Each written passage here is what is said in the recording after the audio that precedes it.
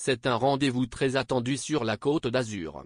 En plus, ce sont les retrouvailles après 2 ans d'arrêt. Découvrez les personnalités qui ont marqué les esprits et quel acteur est décédé, ce qui attriste le monde du cinéma. Cela faisait 2 ans que le Festival de Cannes n'avait pas lieu en raison de la crise sanitaire. Ainsi, les vedettes et les téléspectateurs étaient ravis de retrouver cet événement tant attendu. Les stars ont sorti le grand jeu pour célébrer les retrouvailles comme il se doit pour cette 60e. En effet, les personnalités étaient vêtues de leurs plus magnifiques tenues, plus belles les unes. Sous le soleil de la Côte d'Azur, les célébrités se sont mises sur leur 31 pour la 75e édition du festival. Il est impossible de se remémorer toutes les robes et les superbes tenues qui ont gravité sur le tapis rouge, mais certains nous ont En effet, on peut citer l'ancienne Miss France et Miss Univers, Iris Mittenard, qui remporte la palme du caméléon. La jolie brune a porté une robe bicolore noire et rose ce mardi 17 mai, pour l'avant-première de Coupé. Par ailleurs, pour la projection de Top Gun Maverick, elle enfile un costume assorti à celui de son chéri,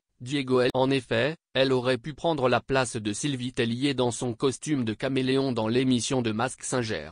D'ailleurs, c'était aussi le grand retour de Tom Cruise, 30 ans après sa dernière venue au festival de. Ainsi, tous les photographes étaient rivés sur lui. On a pu voir aussi d'autres vedettes américaines, comme Julia Roberts, Sharon Stone ou encore Anata. Adriana Lima n'est pas passée inaperçue avec son baby bump et son apparition façon Rihanna avec un glamour ventre à l'air et tenue à XY pour la future maman. Tout le gratin présent au Festival de Cannes. En tout cas, à la rédaction d'Objeco, il est impossible de choisir un couple préféré pour cette première semaine du Festival de Cannes. Comment choisir entre Gérard Jugnot et Patricia Campi, Omar Sy et Hélène ou encore Idriss Elba et la jolie Sabrina Dovre?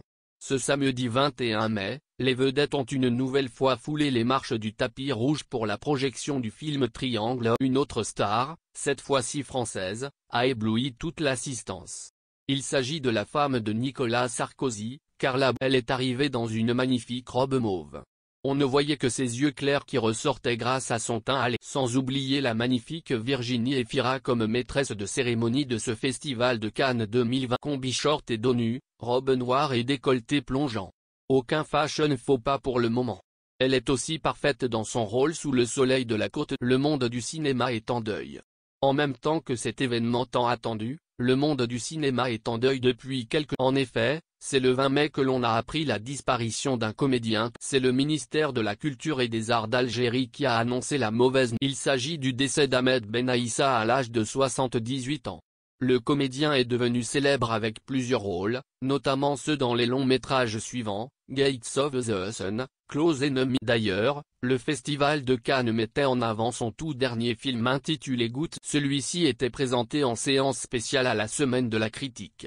Sa disparition a ému beaucoup d'artistes, particulièrement Leila Bekti qui lui a rendu hommage sur son compte Instagram. La comédienne avait partagé dans une story Instagram la publication de son ami Karim Leclou qui lui rendait. Ce dernier interprétait le fils dans Gouttes d'or. Nous avons appris le décès soudain de l'acteur Ahmed Benaïssa. Toutes nos pensées émues vont à sa famille et ses proches.